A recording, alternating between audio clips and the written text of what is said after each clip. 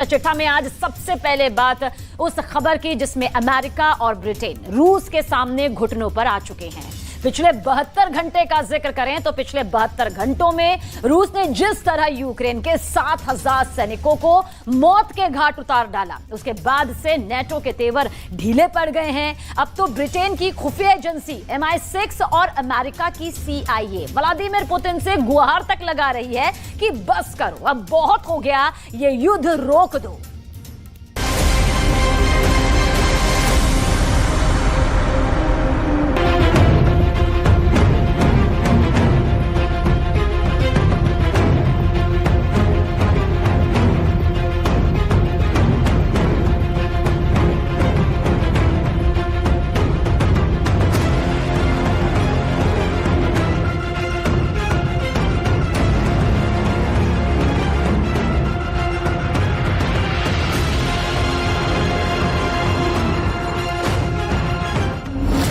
72 घंटे में मारे 7,000 सैनिक। कुछ डिफेंस एक्सपर्ट्स के मुताबिक अगर भीषण जंग अगले 60 दिन तक और चली तो युद्ध में न सिर्फ यूक्रेन की बेहद भयानक हार होगी,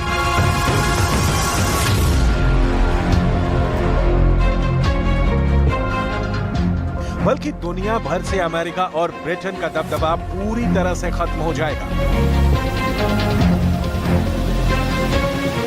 रूस ने 17 महीने से ज्यादा की जंग में यूक्रेन को रौंद कर फेंक दिया है। अभी तक यूक्रेन के कीव समेत 13 शहरों को रूसी सेना के हमलों ने तबाह करके रख दिया है। अब हालात ये हो गए हैं कि ब्रिटेन की सीक्रेट इंटेलिजेंस सर्विस MI6, जिसे मिलिट्री इंटेलिजेंस के नाम से ही जाना जाता है, उसने गुप्त रूप से पुतिन के सामने हैरान करने वाला प्रस्ताव रखा है। जानकारों के मुताबिक ब्रिटेन की जासूसी संस्था MI6 का ये युद्ध प्रस्ताव हारते यूक्रेन और नेटो की ताकत की पोल खोल रहा है। यही नहीं, ब्रिटेन के अलावा अमेरिका की CIA यानी केंद्रीय खुफिया एजेंसी भी पुतिन के सामने गिड़गिड़ाने लगी है। हम आपको दिखाते हैं कि आखिर ब्रिटेन के जासूस प्रमुख रिचर्ड मूर ने पुतिन से क्या कहा है। खौफ में MI6 CIA जासूसों को मार रहे हैं पुतिन। दुनिया भर के टॉप डिफेंस एक्सपर्ट्स का साफ कहना है कि रूस यूक्रेन की जंग में सबसे सटीक और सही जानकारी खुफिया एजेंसियों के पास होती है। यहां तक कि यूक्रेन के राष्ट्रपति ज़ेलेंस्की, नाटो के महासचिव जेन्स स्टोल्टेनबर्ग, अमेरिका के राष्ट्रपति बाइडेन और ब्रिटेन के प्रधानमंत्री ऋषि सुनक को भी सटीक जानकारी नहीं है कि युद्ध में आखिर चल क्या रहा है। आप इसी से अंदाजा लगा सकते हैं कि यूक्रेन के तमाम जीत के दावों की धज्जियां रूसी सेना उड़ा रही है।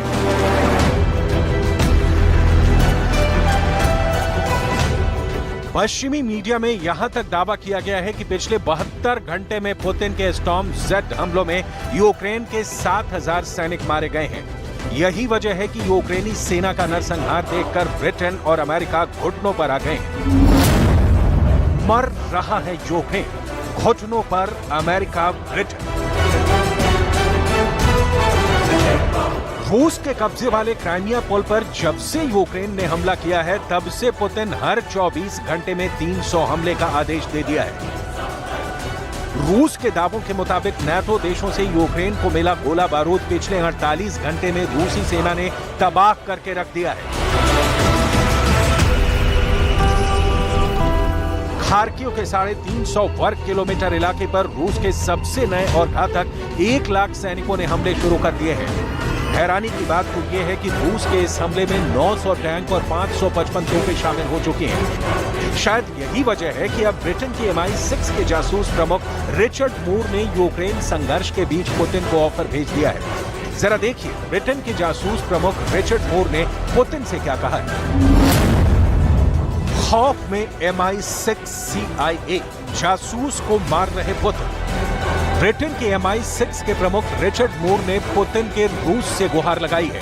खुफिया प्रमुख ने रूस से कहा है कि ब्रिटेन युद्ध में भयानक खून खराबा रोकने के लिए रूस की मदद करने के लिए तैयार है।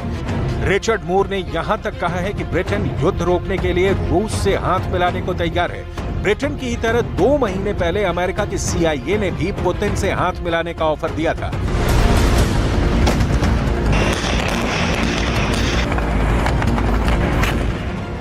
गिड़गिड़ाते ब्रिटेन और अमेरिका की हालत देखकर ज़ेलेंस्की भी घबरा गए हैं।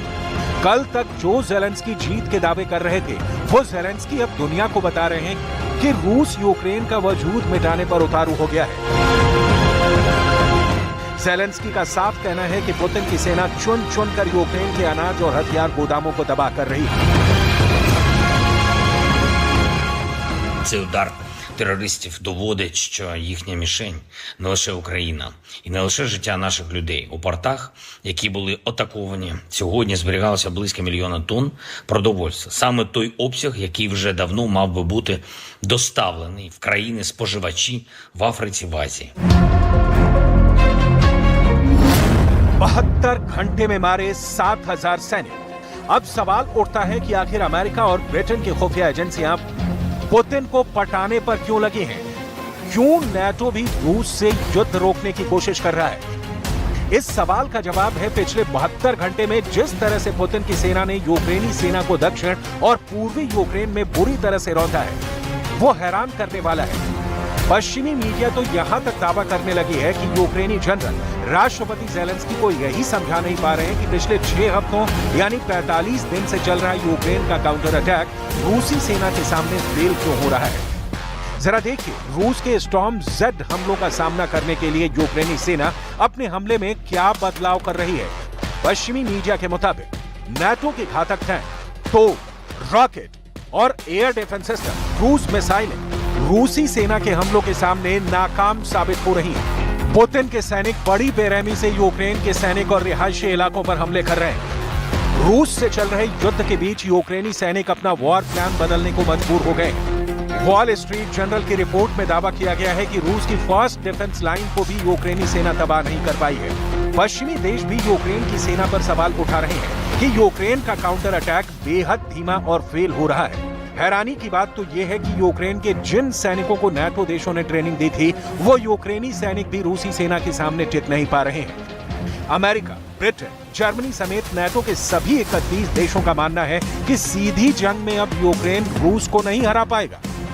शायद यही वजह है कि अमेरिका और ब्रिटेन की खुफिया एजेंसियां रूस के साथ ऐसा युद्ध शुरू कर रही हैं, जिसमें रूस के घातक हथियार और मिसाइलों को आर्टिफिशियल इंटेलिजेंस यानी AI के जरिए तबाह किया जा सके।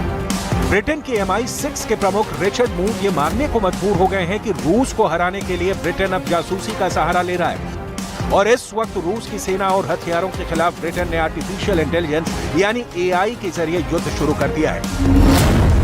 रूस के खिलाफ ब्रिटेन का AI युद्ध। My teams are now using AI to augment, but not replace, their own judgment about how people might act in various situations. They're combining their skills with AI and bulk data to identify and disrupt the flow of weapons to Russia for use against Ukraine. खौफ में MI6 CIA जासूस को मार रहे Putin. लेकिन सवाल उठता है कि 70 साल के पुतिन और उनके माहिर जनरलों के सामने ब्रिटेन और अमेरिका का जासूसी युद्ध टिक पाएगा या नहीं। जानकारों के मुताबिक पुतिन से माहिर जासूस और जुनूनी लीडर नाटो के 31 देशों के पास नहीं है। यही वजह है कि जहां ब्रिटेन आर्टिफिशियल इंटेलिजेंस यानी AI के जरिए रूस को हराने की कोशिश कर रहा है, तो वहीं अमेरिका क्लस्टर बम से रूसी सेना को तबाह करना चाह रहा है। जरा इस वीडियो को देखिए। दावा किया जा रहा है कि अमेरिका से आए क्लस्टर बम यूक्रेन के बखमूत में पहुंच चुके हैं। ये वही पूर्वी यूक्रेन का बखमूत है जिसके बड़े इलाके पर रूसी सेना का कब्जा है। वीडियो में आप साफ देख सकते हैं कि यूक्रेन को लड़ाकू विमान और तोप से दागने वाले क्लस्टर बम दिए गए हैं। यूक्रेन भी सबसे ज्यादा क्लस्टर बम से हमले अपनी घातक तोपों के जरिए करेगा। वीडियो में साफ देखा जा सकता है कि एक बड़े क्लस्टर बम में गेंद की तरह दिखने वाले सैकड़ों बम हैं, जो जमीन पर गिरते ही सैनिकों के चीखड़े उड़ा देते हैं। एक क्लस्टर बम में आमतौर पर गेंद की तरह 88 से 100 बम होते हैं। अमेरिका को लगता है कि अब यूक्रेन रूसी सेना को क्लस्टर बम के जरिए ही हरा पाएगा। लेकिन पुतिन ने बिल्कुल साफ कर दिया है कि यूक्रेन को क्लस्टर बम देकर नाटो ने तबाही और बर्बादी को बुलावा दे दिया है। Оценку этим боеприпасам дала сама администрация Соединенных Штатов устами своих сотрудников некоторое время назад, когда использование кассетных боеприпасов было названо самой администрацией США преступлением. Вот я думаю, к этому так и надо относиться.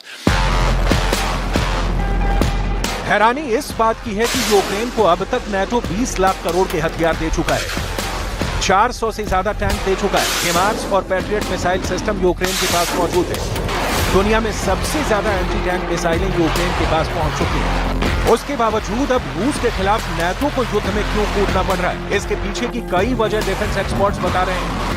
इन वॉर एक्सपर्ट्स का दावा है कि यूक्रेनी सेना नाटो के हथियारों को बर्बाद कर रही है। जरूरत से ज्यादा गोला बारूद रूसी सैनिकों पर काफी दूर से दाग रही है, जिसकी वजह से रूस को नुकसान बहुत कम हो रहा है। जर्मनी, ब्रिटेन और अमेरिका से मिला तोपखाना और टैंक भी यूक्रेनी सैनिक जानबूझकर खराब कर रहे हैं, जिसकी वजह से रूसी सेना लगातार यूक्रेन पर हावी हो रही है और इस जंग का सीधा दबाव अब नाटो की प्रतिष्ठा पर पड़ रहा है। हारते यूक्रेनी सैनिकों की वजह से ही नाटो को 1 जुलाई को चेतावनी देनी पड़ी थी कि यूक्रेन को तभी घातक हथियार और F-16 जैसे फाइटर जेट मिलेंगे जब रूस के खिलाफ यूक्रेन अपने काउंटर अटैक से ताकत दिखाएगा। लेकिन इधर ज़ेलेंस्की रट लगाए हुए हैं कि जब तक यूक्रेन को नाटो में शामिल नहीं किया जाता, तब तक यूक्रेन को घातक हथियार और हर हफ्ते 1 लाख तोप के गोले नहीं मिलते, तब तक यूक्रेन काउंटर अटैक तेज नहीं करेगा। ज़ेलेंस्की की यही जिद अब नाटो के लिए नासूर बनती जा रही है। ज़ेलेंस्की यूक्रेन को नाटो में शामिल करने के लिए नाटो को ही ब्लैकमेल कर रहे हैं। लेकिन अब जिस तरह से यूक्रेन के साथ साथ नाटो युद्ध में फंस गया है, उससे निकलने के लिए पुतिन के सामने अमेरिका और ब्रिटेन की खुफिया एजेंसियां हाथ जोड़ने के लिए मजबूर हो गई। अब देखना होगा कि क्या पुतिन अमेरिका और ब्रिटेन की खुफिया एजेंसियों की गुहार पर ध्यान देते हैं या नहीं।